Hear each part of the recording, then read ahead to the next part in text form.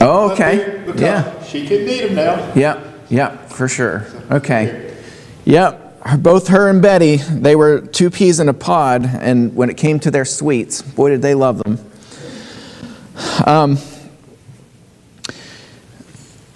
I coordinated. I'm getting better at coordinating things. I coordinated with Natalie, who is kind of the head of our education, and I'm looking for more cohesion, especially given our theme, God First, this year. More cohesion with parents and their kids, to be able to talk about Bible lessons in the home. And one of the best ways that I think we can do that is to coordinate our lessons with what the kids are learning, and do that in the adult class here. So the kids are walking through the Bible, and it's a 3-year curriculum that they've been going through. And so we're picking up where they are now. So they're going through Paul's missionary journey, so they're on the 3rd year. And we're just going to kind of pick up here and coordinate. And it's not an exact science, because some of the classes I found out are at different places, just because if kids are gone 1 week or a teacher's sick 1 week or whatever, it kind of messes that schedule up. So we're within the ballpark, but we're pretty close. So we're going to be going through Acts chapter 17 today. And I'm super excited about this chapter because there's a lot to unpack. So turn your Bibles to Acts chapter 17. And I'm going to be using Google Earth here to kind of show you some things in places where Paul was on this journey. So I am going to, we're going to jump into, if this thing will work. This computer needs to be thrown out the basement window.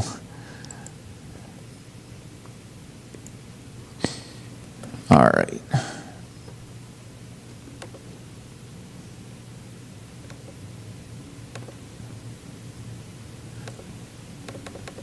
Wow. It doesn't let me click in the search bar there. You have control, right? No. Okay. You just can wiggle the mouse. Let me, I might have to do it, let me do it this way. So Philippi was already there. I think I can move it around. So Philippi, whoop.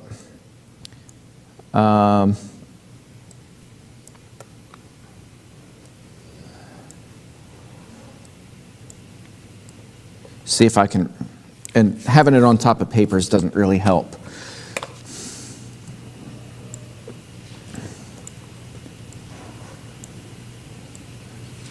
I have to think about geography.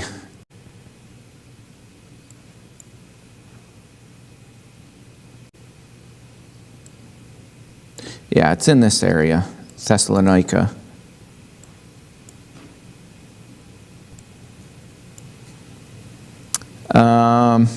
Try it again here.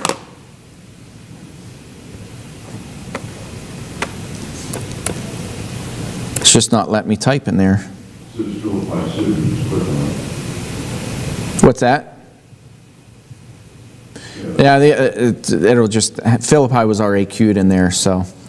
Anyway, we'll get to it here in a little bit. The important thing is to show you Athens, and that's easy to navigate there. So in Thessalonica, we're in this little cove here. Paul was in Berea, which is just west of Thessalonica, and then Thessalonica, which is in this area. And if you remember on this journey, this is the one where they got the Macedonian call. They came across by boat. They came in, and Philippi was one of the first cities that they came to.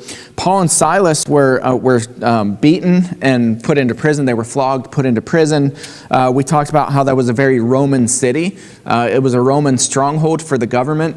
And there was a very, very small Jewish community within Philippi. And so they find this little It wasn't even a synagogue. It wasn't a building. It was just a group of women who were kind of praying over by the river. And that was where the first church was born, which ended up being a very significant church, the church in Philippi. In fact, we have a letter to the church in Philippi that Paul wrote in the Bible. So they moved from Philippi, and the next city they went to was Thessalonica. So I'm going to start reading in verse 1 of chapter 17. Now, when they had passed through Amphipolis, polis means city in Greek, so I don't know what the amphi is. They went through Amphipolis and Apollonia. They came to Thessalonica, where there was a synagogue of the Jews.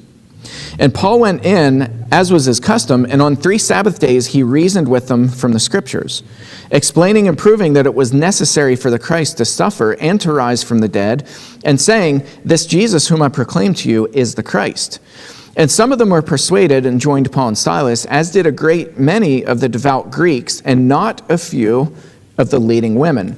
You're going to hear me kind of hone in on this idea, and this is not to develop a theology of women in the church, but Luke really emphasizes in really this whole section that there were not only women who were coming to Christ, but they were prominent women. These were prominent Greek women in these cities. And so there were women who had a lot of status. They were women who had a lot of position, a lot of power. And I think that's really significant because sadly, and I think much to our detriment and much to the women's detriment, I think we've done a pretty big disservice where we've kind of eliminated them, kind of erased them out of the picture of the church.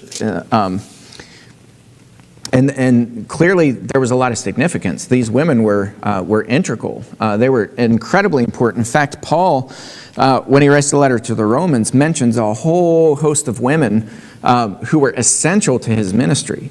So what they were actually doing, this is not a class on roles of women or anything like that, because I don't know. But I know that Luke goes out of his way to mention that a lot of leading women and powerful women, significant women, came to Christ. And I think that's really important.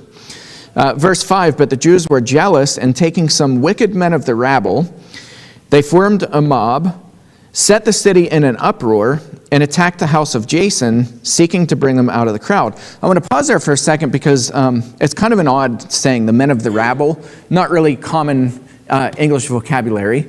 The literal translation of this is it's a combination of the word court and market. And so these were people, they were basically bums who would sit in the marketplace and just agitate. They were agitators. The marketplace was super busy. A lot of people came and went. And these people they were people who didn't work. And basically their job was to annoy people. And they were incredibly frustrating blights on society. And I think it's interesting that the Jewish people went, and of all the people that they pulled in by their side, it was these street bums. And clearly they had an agenda, and their agenda was to take whomever and to rile people up. So basically they were paid the equivalent of a paid agitator. They set the city in an uproar and attacked the house of Jason, seeking to bring them out to the crowd. Verse 6, and when they could not find them, that is Jason and the other Paul's companions, they dragged Jason and some of the brothers before the city authorities, shouting, "These men who have turned the world upside down have come here also. And Jason has received them, and they are all acting against the decrees of Caesar, saying that there is another king, Jesus." Pop quiz, what's the charge that they're charging against Jason and the rest of these people? Remember, these are Roman authorities that they went to. They said they're disrupting the whole world, and they've come to our city. And they're saying there's another king besides for Caesar. Jealousy. Not jealousy. There was a Roman rule. You remember what the word is? 2 words. Pax Romana, Roman peace. These people are disrupting Roman peace. There was one hard, fast rule that you never broke anywhere in the Roman Empire, that was Roman peace. You did not disturb Roman peace. If you were guilty of disturbing Roman peace, if you were not a Roman citizen, you could be arrested immediately, you could be flogged, you could be put in prison, and ultimately you could be executed. And so the charge was, hey, these guys are disturbing Pax Romana. Do you find any irony in this? Consider who the Jewish people grabbed. The men of rabble, right? What do the men of rabble do? People who sit in the marketplace, what do? Do you think they're Pax Romana keepers? They keep Roman peace in the marketplace? No, it's the exact opposite. They're agitators. These people do nothing but agitate. They annoy people. They frustrate people. They disrupt the marketplace. These people, ironically, most likely had been arrested themselves for destroying Pax Romana or disrupting Pax Romana.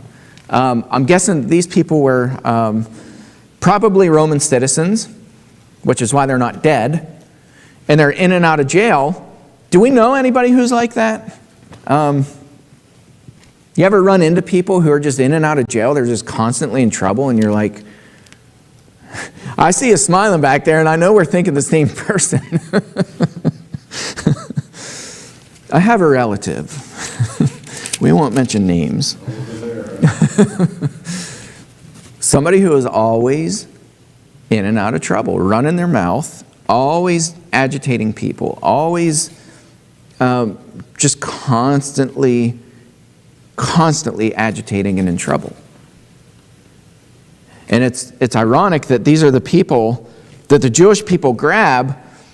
They cause this uproar, then they point to Jason and Paul and his companions, who, do you think they were destroying Pax Romana? I think it's the polar opposite. I think they were going out of their way to be peacemakers. And they're pointing the finger. These guys they're causing this disruption all over the world, and now they're saying that there's some other king, and they're stirring up our city. Verse 8.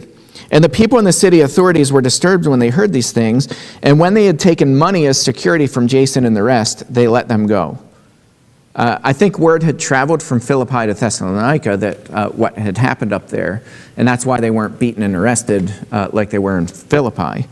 And so instead they fined them, they gave them fines, they released them. I'm sure there was a strong warning, because look what happens next. Verse 10, the brothers immediately sent Paul and Silas away by night to Berea. And I wish this dumb thing would work, because I wanted to show you guys. I don't know if it's the keyboard that's broken. Anyway. Yeah, if you can. Yeah. Thessalonica. Is it not letting you do it either? Yeah, there's something. Why don't we refresh Google Earth and see if it works? That's really bizarre.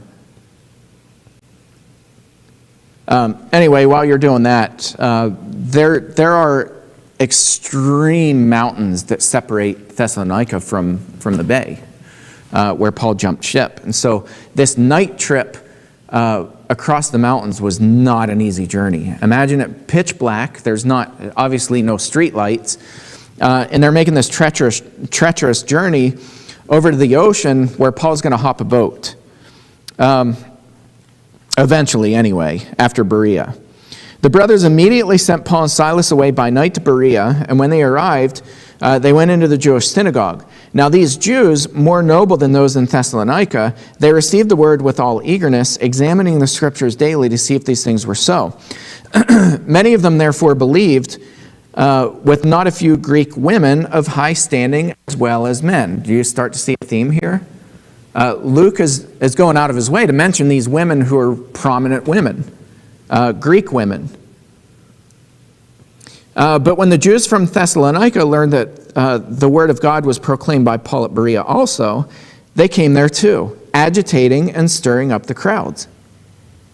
Then the brothers immediately sent Paul off on his way to the sea, but Silas and Timothy remained there. Those who conducted Paul brought him as far as Athens, and after receiving a command for Silas and Timothy to come to him as soon as possible, they departed. All right, so another pop quiz.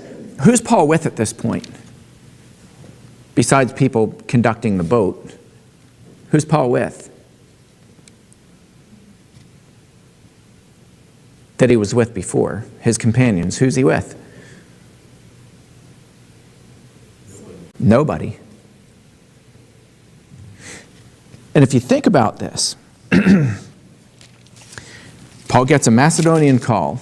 Remember, they huddled together to try to interpret this vision. And they're like, okay, let's try to decipher what God's telling us. There's somebody over at Macedonia saying, help, help. God must be calling us to Macedonia. They go to Macedonia, they land at Philippi, they get beaten, literally to the point of almost death. They get falsely imprisoned. Paul's a Roman citizen. That never should have happened in the first place.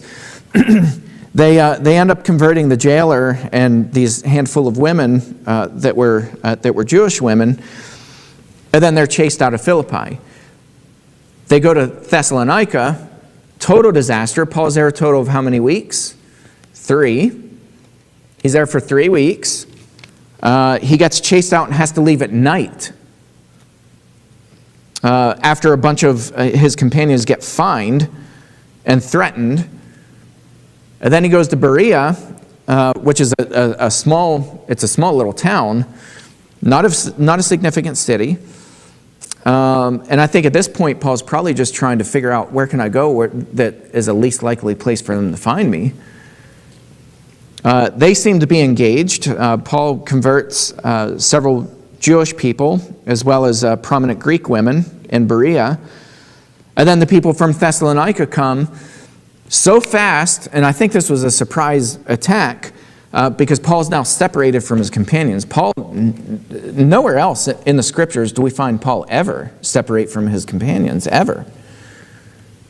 And so Paul's separated from his companions. He jumps on this boat, and he starts heading down to Athens, and he commands for Silas and Timothy to come as soon as possible.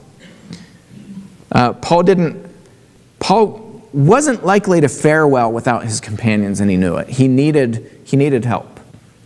And by the way, that's the way ministry is supposed to happen. It's not supposed to be an isolated, we hire this guy Paul, and he's gonna go change the church, or create the church, plant churches. Paul needs his companions. All right, so now verse 16. Now, while Paul was waiting for them at Athens, his spirit was provoked within him as he saw the city was full of idols. What do you think that means? Just to pause there for a second. What do you think it means? His spirit was provoked within him as he saw that the city was full of idols. He couldn't keep quiet. Yeah. Paul was not one to roll over and keep quiet. Can you type in there now? Oh, I think so. Yes. They fixed it. Now I'm like a kid in a candy store. This is amazing. Let me type in here. Thank you, Dave. Hey, gimpy hip or not, you do good work back there. All right, Thessalonica. Oh, I was way off. It's in that cove. No one else. My geography's terrible. All right, so here's Thessalonica. I'm going to zoom out a little bit. I'm going to zoom out a little bit. So you can see they were up in this region up here at Philippi. That's a heck of a haul down there to Thessalonica on foot. And these are crazy mountains. Athens is all the way down here. You'll see it in a little bit. We're going to go to Berea, which is not called Berea anymore. It's called Berea. So you see Thessalonica there. They go over to Berea over here at night, crossing all these big mountain chains. And then from Berea, Paul's chased out of there. He goes over to, let's look, that's a heck of a hike back over to the ocean. So he comes back over here to the bay. And then as he's making his way down, I want to show you some pretty cool things. Let me zoom out a little bit. Look at some of the scenery that Paul saw on the way down there. These ugly little islands, right? I mean, look how beautiful some of the scenery is.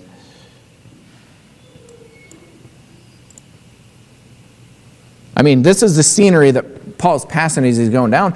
And I think this is interesting too, because you have to think about the juxtaposition of what Paul's seeing in this beautiful creation that God has created. You have the quiet, still blue waters. Look at that ocean. I mean, it's absolutely, there are cruises that do this cruise all the time. And they stop at some of these islands in Greece. These are Grecan islands.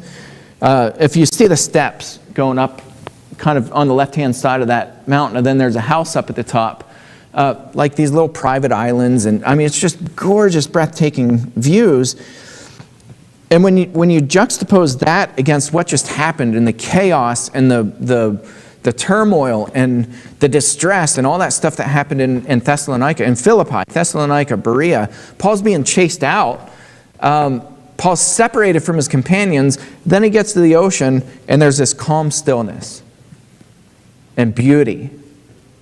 These tropical islands. And you have to kind of wonder what's going on inside of Paul's mind, because I think on the one hand, I mean, for me personally, I'd be thinking, oh my goodness, like God is absolutely amazing. He's incredible. God is powerful. Look at what God has created. Look at this stuff. Look at these islands that just pop out of the ocean, and they're everywhere. I mean, in this little cove, look at all these islands. I mean, they're everywhere. And he comes out of this cove, and as he comes down, I mean, just look at this. They're all over the place, and they're all beautiful. Just flip through some of these. I mean, look at this stuff. And meanwhile, his friends are running from Roman authorities. And it's just this bizarre situation that he's in. All right, I'm going to go to the Areopagus Hill, because this is where Paul winds up. Once he gets off the boat, he winds up down here. Has anybody ever been here? Areopagus Hill, Mars Hill? I know Bill and Mary Ann were. Kind of look at this aerial view here. I close that. All right, so this is Mars Hill. It's looking across, it's just like I think it's like a 10-acre plateau here up on a rock. Greek temples to gods everywhere. You look across here. So Paul was on Mars Hill. He's looking across at this temple, which this is satellite imagery, by the way. This is a massive temple. Probably, I don't know for sure, but probably to Artemis. I don't know. Yeah, I mean, all these temples look very similar. And they're everywhere. I mean, there's a temple, here's a temple. There's a museum. There's another temple. And then over here where Paul was on Mars Hill, there are just temples everywhere. Then you get off the hill, and down on the street, here's a sanctuary of Pan. Do you know what Pan means? Pan in Greek means all. So it's like probably the all of the gods. Here's a temple to all the gods. But you can see on the satellite view, just on this road down here, there are all kinds of temples that look like the ones up on the Areopagus. I mean, they're everywhere. And these were not insignificant temples either. These temples were really cool. I watched actually we watched one here, a documentary on how these temples were made. But you know what's that optical illusion where you look down a big long building or a tractor trailer or whatever, and by the end it looks like really narrow and pointed and like that big. Parallax. So the Greeks figured out how to get rid of that parallax effect. And the way they built these temples, every single stone, these massive stones, and these are just absolutely honking huge. Every single stone had just a tiny little, ever so slight curve to it. And one stone cannot be replaced with any other stone out of these thousands of stones that make up these massive temples. You cannot replace one stone with the other. And they formed a perfect seam where you couldn't tell there was a seam. Now imagine that kind of craftsmanship. And as you look up at the temple, you can stand anywhere on the temple or around the temple, and it looks symmetrical all the way around. There is no narrowing effect anywhere. You can look up, you can look to the sides. You can have somebody stand at the clear opposite end, and everything looks exactly the same. Now, can you imagine? I mean, the technology, and these were built before Jesus was even born. These are massive, massive, really cool temples. And so Paul is up on Mars Hill, and there are just temples everywhere. All these temples to all these gods. And then, so I think that's significant for our text here. If I can find my Bible.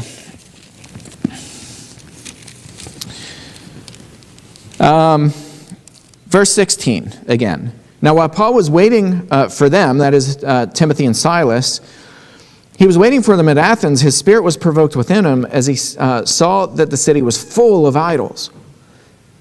So he reasoned in the synagogue with the Jews and the devout persons, and in the marketplace every day with those who happened to be there. Again, as Brent mentioned, Paul can't shut up. Which is good. You know, he can't not talk about Jesus. Verse 18, some of the Epicurean and Stoic philosophers also conversed with him. By the way, do you think Paul limited himself? Do you think Paul boycotted people? We are boycott crazy, aren't we? And I think there's a little bit of irony because I think Christians kind of laid claims to boycotting. Well, we're going to boycott Disney. We're going to boycott, Netflix. We're going to boycott whoever, this company, that company. Christians kind of laid claims to boycotting, but secular people now have, I think, surpassed what Christians used to do. Where they're going to boycott everything. That's offensive. This is offensive. That's offensive. We're going to boycott this, boycott that. Did Paul boycott? I don't think he did. I don't think Paul discriminated, boycotted. Paul's like, yeah, you're Stoic philosophers. You believe in all these gods. You're Epicurean philosophers. Let's have a conversation. Let's talk. Pull up a chair. I think it depends on what you mean when you talk about boycotting. Like as far as what you're talking about with like boycotting certain stores or things like that, I don't think that was really an issue. I think he was willing to go where we're not. Oh, absolutely. And that's the point I was trying to make. Yeah, Paul went places where we would, like think about in Nashville when Steph and Ronnie were living there, the church that they were going to, and actually it was a friend of mine who was one of the preachers. We had all kinds of Bible classes together. Aaron Etheridge, like super cool guy. They were meeting in a bar. And it was an active bar. It wasn't like an abandoned bar. They rented space in this bar. And so, you have the pictures that are on the wall, inappropriate pictures on the wall and, like all kinds of stuff. There's liquor everywhere. That's where they worshiped. And Paul did stuff like that routinely. If you think about in Ephesus, Paul went to, what was it called? The building of the tyrant, Tyrannus, which means tyrant. Paul went to this building of the tyrant and preached there. Paul didn't care. Paul Paul went into all these different places. Anywhere where there were people, didn't matter. And if Paul could get somebody who was of high status, that was an added bonus. Think of all the people who Paul got to convert to Christianity. You had rulers of synagogues. You know how hard that would be to get a ruler of a synagogue to become a Christian? You kidding me? But he did it constantly. So it's no different in Athens. Listen to this. So you have the Areopagus, which is also known as Mars Hill. All these temples to all these gods, just gods everywhere, temples everywhere. They were deeply religious to their foreign gods. Then you have the philosophers. You have just so many different people blended here, and here's what Paul does. Some said, what does this babbler wish to say? Others said he seems to be a preacher of foreign divinities because he was preaching Jesus and the resurrection. Verse 19, and they took him and brought him to the Areopagus, saying, may we know what this new teaching is that you're presenting? For you bring some strange things to our ears. We wish to know, therefore, what these things mean. Now all the Athenians and the foreigners who lived there would spend their time in nothing except telling or hearing something new. Can you imagine that? Like, we freak out because they're like, oh my goodness, like, what are they teaching in our schools? You ain't seen nothing compared to what was going on in Athens. You think these kids were being taught all kinds of crazy things? Absolutely, 100%. And so my point is, Paul didn't stand on the street corners with signs protesting and showing up to school board meetings and those sorts of things.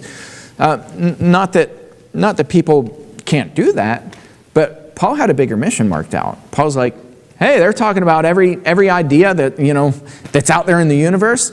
I'm going to share my idea. And Paul began to preach.